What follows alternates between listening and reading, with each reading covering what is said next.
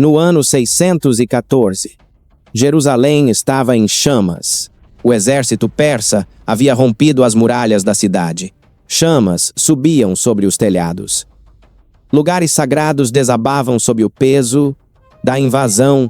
No caos, um pequeno grupo de monges fugiu da cidade. Carregavam um punhado de relíquias que acreditavam que nunca deveriam cair em mãos inimigas. Entre elas, havia um simples pano de linho manchado, rasgado e encharcado nos últimos momentos do sofrimento de um homem. Eles o carregaram através de fumaça e fogo, por desertos, por fronteiras, por continentes. Jerusalém para Alexandria, Alexandria para o norte da África para a Europa. Uma jornada de sobrevivência que durou anos.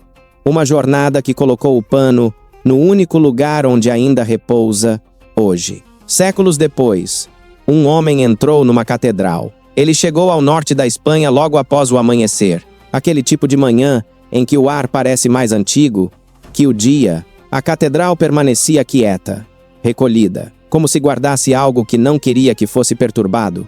Ele entrou, esperando silêncio, esperando pedra, esperando a quietude habitual de lugares antigos.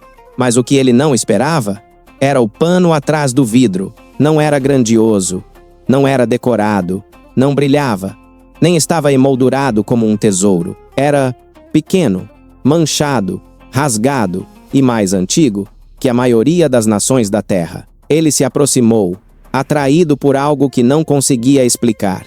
O pano parecia frágil, como se tivesse sobrevivido mais anos do que deveria.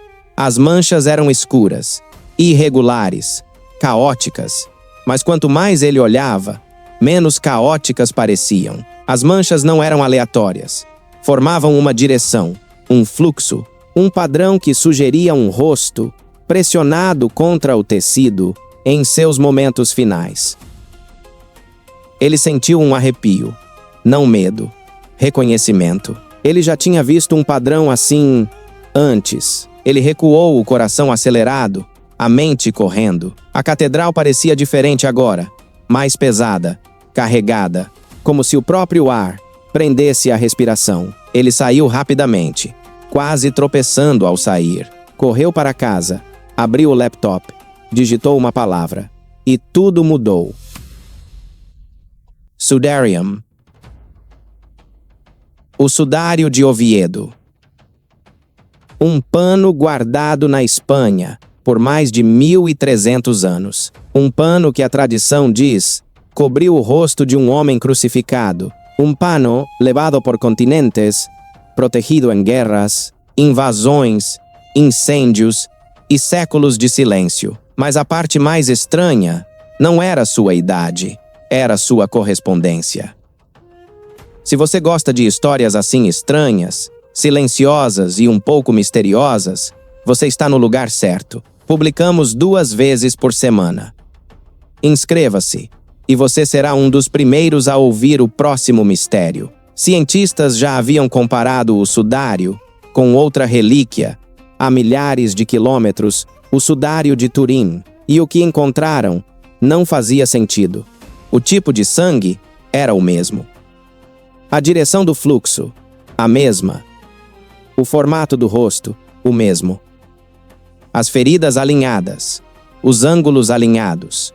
A história escrita em sangue, alinhada. 2 panos, 2 países, 2 histórias, um rosto. Ele encarou a tela, atônito. O sudário não era apenas semelhante ao de Turim, era mais antigo. Significa que o pano com as manchas do rosto existiu primeiro. Significa que o sudário registrou o momento da morte, enquanto o de Turim registrou o que veio depois. Quanto mais ele lia, mais estranho ficava. As manchas do sudário mostram 2 posições, uma vertical, uma horizontal. As primeiras manchas se formaram enquanto o homem estava pendurado. As segundas, quando o corpo foi colocado. O pano registrou movimento, registrou sofrimento, registrou transição. Não era uma imagem, era um momento congelado em sangue. Ele seguiu o rastro da história. Jerusalém, norte da África, Europa. O sudário sobreviveu a tudo. Sobreviveu à queda de impérios. Sobreviveu a invasões. Sobreviveu a incêndios que destruíram cidades inteiras. Sobreviveu a séculos em que ninguém conhecia seu valor, exceto aqueles que o protegiam. Mas a pergunta é: por que proteger um simples pano manchado de sangue? Ele investigou mais. Inventários reais, relatos de peregrinos antigos, arquivos de catedrais, documentos do século VI, registros de reis, notas de monges, testemunhos de viajantes que o viram há séculos. O sudário tinha uma história, uma jornada, um propósito, um peso, e ainda assim, quase ninguém fala dele. O sudário de Turim recebe os holofotes. O sudário permanece nas sombras, mas as sombras guardam seus próprios mistérios. Ele voltou à catedral dias depois. Desta vez, não se apressou. Caminhou lentamente, deliberadamente, deixando o silêncio envolvê-lo. Ele ficou diante do vidro novamente. O pano parecia o mesmo, mas ele não. Agora ele conhecia sua história, sua sobrevivência, seu mistério, sua correspondência com outra relíquia, que não deveria coincidir, mas coincide. Ele sussurrou para si mesmo.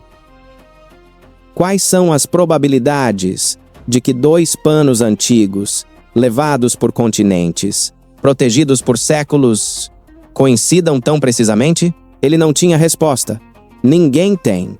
Alguns estudiosos dizem que a coincidência é impossível. Outros dizem que é precisa de mais para ser ignorada. Alguns dizem coincidência. Outros dizem conexão. A ciência não resolve isso. Complica. Ele ficou ali, olhando as manchas, os ângulos, o fluxo, a forma. O pano cobriu um rosto. Um rosto em agonia. Um rosto pressionado contra o tecido. Um rosto que sangrou. Nas fibras. O sudário não prova nada sozinho.